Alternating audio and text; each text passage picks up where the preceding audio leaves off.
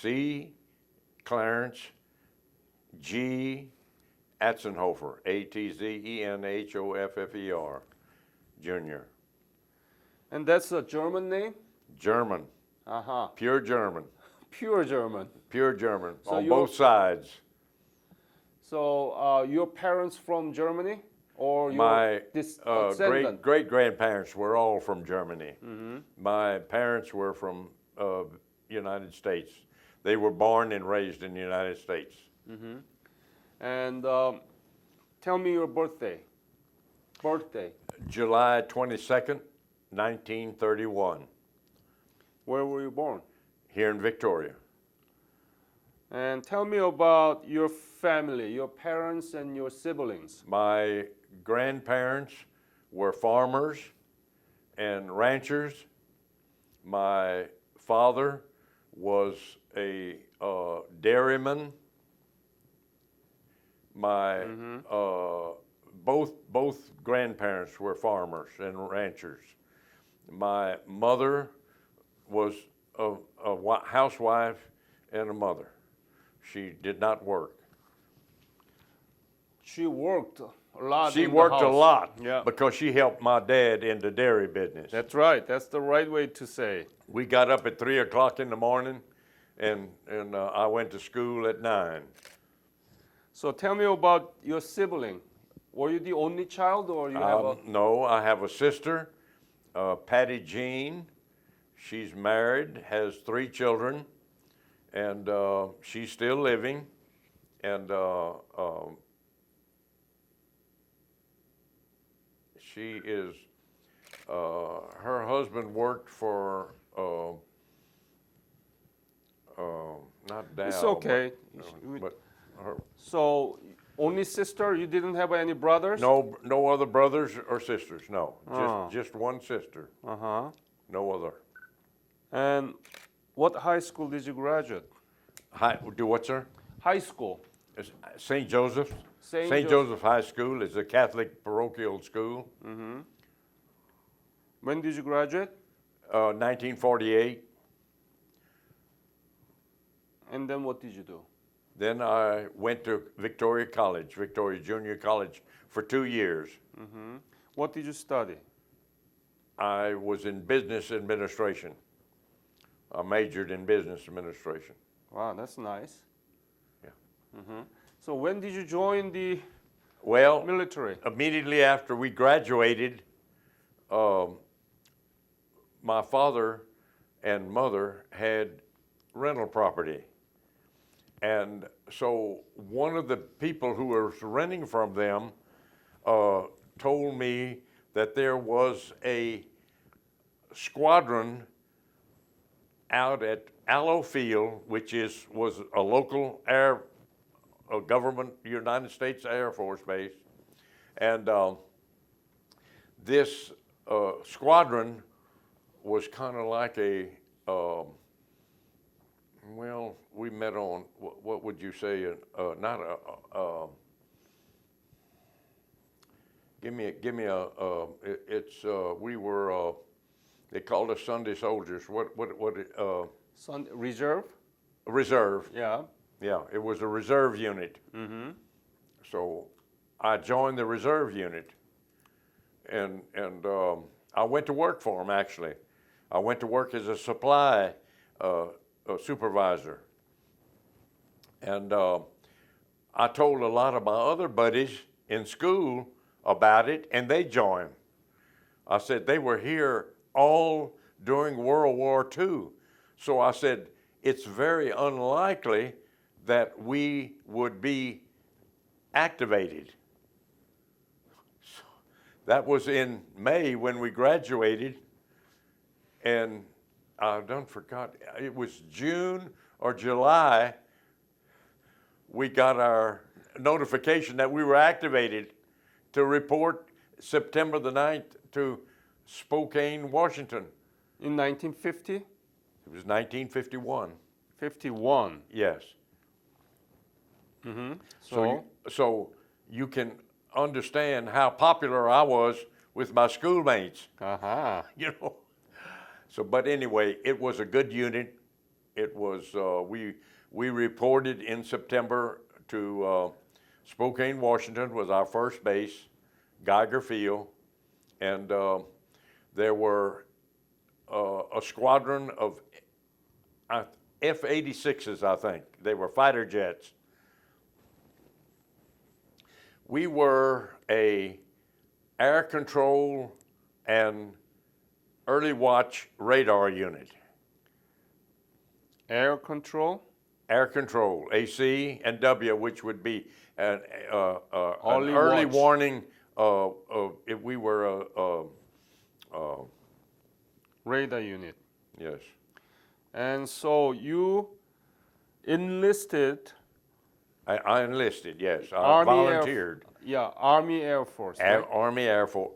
Yes, In 1951. yes. And Summer of 1951. and you did served in the Spokane, Washington. Actually, I worked like under civil service for until we were activated as a supply That's right. manager, supervisor. Did you know that Korean War was broke out? Do what? The Korean War was there. The Oh, Korean War. we knew we were at war. I knew we were at war. Is that your question? Yeah. Yes. Yes, yes. I knew we were at war, Uh-huh. but I wasn't expected to be activated as soon as we were. But they needed an early warning radar unit in Spokane, Washington, where they had fighter squadron stationed, and so that was our first assignment. Then what happened? We stayed in Spokane, Washington. We were there. We got there in September of '51, and we never saw the ground again until June of '52. It snowed. It started snowing in September, and we never saw the ground again. What do you mean by that? Snow on top of snow. The only thing where we saw ground was they kept the highways clear, but the base, it was snow is as high as this, piled up as high as these. But what is your service? What did you go to Korea? I'm sorry. Did you go to Korea? Never wanted to, but never did. So you stayed in Washington? We stayed in Washington, and we probably stayed there about a little over a year. Oh, I can't remember now, but it was a little over a year because it was in June of the following year when we cleared the base and went to Portland, Oregon, where we were. That was where we spent the rest of our assignment in Portland, Oregon, and then, of course, at the end of the war, they discharged us. They sent us home. What was your main mission there? What did you do? I mean, there was no enemy there, right? It was no enemy. Right. No, What? we were there as an early warning radar site. Right. We scrambled the fighters many times. I was, and I Why? Why? There was no. because we saw blips. We saw blips on the radar, and if they were enemy fighters or enemy planes coming over from North Korea. See, there wasn't a great distance between North Korea and the northern part of the United States, northwestern part of the United States, which Washington and Oregon is the top northwestern states. But at the time, there is no way that North Korean aircraft can reach that area. At the time, there was no technology. No North Korean enemy airplane in Washington state. I know this. This was more, they didn't tell us, but we were smart enough to know. I volunteered for special service. And they taught us how to take down machine guns. We had Browning 50 caliber rifles that we practiced with. Now, I don't think they could have reached the United States either, but the United States wanted to be prepared, Prepared. in case, Yeah. just in case, That's the point. just in case. Yeah. So Because many times we had red alerts. I was a member of a special service group. We were the guards. We actually would fight if we were ever invaded. so it was training. We went through an kind of like an army basic training. Yeah, we learned jujitsu. We learned hand-to-hand combat and how to take down rifles, how to shoot it, and everything. But anyway, my point was this: they gave us rifles at these red alerts, and we went to our guard stations, but no bullets. So it didn't take a rocket scientist to realize that it was just a training. But to us, it was a real thing, you know. And but we knew that they couldn't that the North Koreans didn't have long range airplanes. They would have to have stopped along the Aleutian Islands. Maybe Russian. Who knows? Yes. Yes. They had Yeah. Russian. Yeah. At that time, we had Cold War, so there was more than just the North Koreans that we had to worry about. Exactly. It was the Russians, maybe more so than the North Koreans. North Koreans were busy in the Korean Peninsula, so that North Koreans were busy in the Korean Peninsula, so they Yes. never paid attention. Yes, to. exactly. What was your rank? Airman second class, or it was in the Army, it would be corporal, 2 stripes. And how much were you paid? Not much, but I can't remember. I really don't. Now, honestly, I don't remember what my paycheck was. It might have been, maybe $100 a month? Something like, I really don't know. That's just a guess. It's been too many years ago. How was life in Washington and Oregon? Where did you sleep? I loved Spokane, I did not like. But Portland, Oregon, I loved. Why you didn't like Spokane? Because the weather was more like Texas. It was not so much ice and snow like it was in Spokane. Spokane was bad weather 30 days a month, you know. 30 days a month for what? A month. It was bad. Snow, ice, rain, freezing rain. And I was in the special service, so we had to guard the squadron of fighter jets. We had to be out on the line. And there was blizzards, there was times when we went out and it was warm, and we went out in just fatigue jackets. That's all and a blizzard blew in, and we like froze to death out there on that flight line. But I did not like Spokane, but I did love Portland, Oregon. It was just like a garden. It was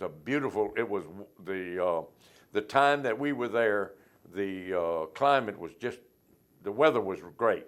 And the people were nice. The people were much nicer to us in Portland, Oregon than in Spokane. But the soldiers had earned a reputation in Spokane that when we got there and we didn't help things out. They didn't like us, we didn't like them, so we were not over friendly to the Spokane, Washington residents. So you never been in Korea, but you are the Korean War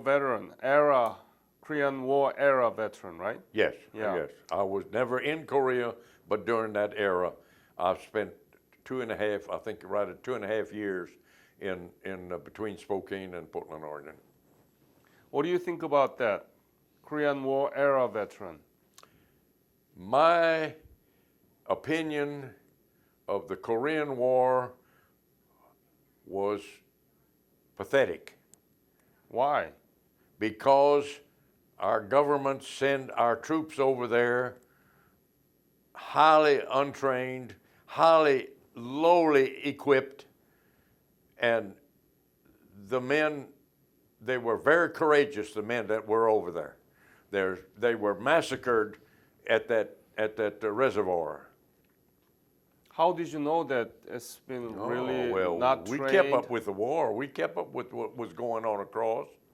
We knew when they were surrounded by the North Vietnamese and they had to fight their battle, and I don't forgot what percent, but it was a tremendous percent that were killed. And another thing, they sent the troops over there.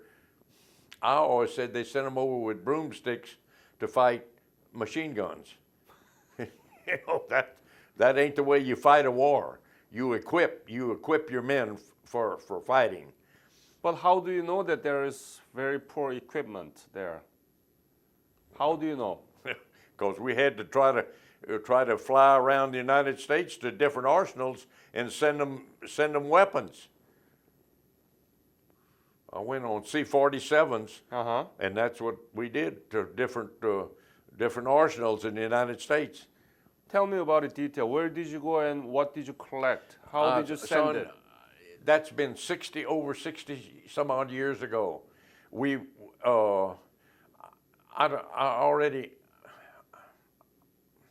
I do remember one time we went down to Phoenix, Arizona, and it was snow and ice when we left Spokane, and when we got to Phoenix, it was about 110 in the shade. Yeah. And we had on our woolen uniforms, and we like to die. We got back in the plane as fast as we could. We picked up whatever we were supposed to pick up, and we signed the paperwork for it, and we headed back north. What did you pick up? Do you remember the weapons? So we tried to get machine gun, automatic weapons, Browning 50 calibers, whatever they would let us have, whatever they could spare. And you send it to Korea? Yes. So you know that there was the equipment. We knew they were ill-equipped. We knew that they didn't have the firepower that they needed to fight a trained army of North Koreans. They were soldiers that were sent over there, ill-equipped, clothes-wise. There was many soldiers' bodies came back with not a bullet hole in them. They were froze to death. It was 40 degrees below zero. So Koreans had all of that quilted uniforms and stuff, cold weather stuff, you know. They were prepared. We weren't. And such importance of the Korean War protecting communism, but why it's been forgotten in the minds of American people? Why? Too many years. Many of the young people they never probably heard of the Korean War. All of us are so the people that were the children that were when we were enlisted, most of them have passed away. Most of them have all died, and very few veterans left. Very few veterans that are physically able to, function, good, healthy, and but we certainly didn't forget it. We certainly haven't forgotten. But the children, the younger generations that came after us, they never heard of the Korean War. Now, the Korean government just recently, and I really thought that was fantastic of the Korean government, the South Korean people. Are we through? No. Oh. Go ahead. Okay. Anyway, the South Korean people sent us a book on the Korean War, and I took it. I took 2 copies and took it to our Catholic schools because St. Joseph's, where I graduated, I put 2 copies in the library so that the children can, the 15, 16, 17-year-olds now can read about it. Mm-hmm. I took it to Nazareth Academy, who is another parochial school. Do you know of any history teachers there? Yes. Ah. They were the ones, they're the reasons why I asked our commander. The Korean government sent a bunch of books to us, a bunch. And so the history teacher there was the one, happened to be, I was just in the office talking over a different subject with the administration sisters there. And she said, were you in the Korean War? She asked me, because we had just had a parade, a veterans parade, and they're right in line. So they let school out. All the children got up in line and had flags, and anyway, she asked me, were you in the Korean War? I said, yes. And she said, tell me about it. Well, I started, and then I said, I tell you what, I've got a better deal for you. I'm going to bring you some books that you put in the library, and you encourage these children to take these books out and read them. Thank you so much again for your interview. Okay? You're welcome. Yes. You're welcome. Yep.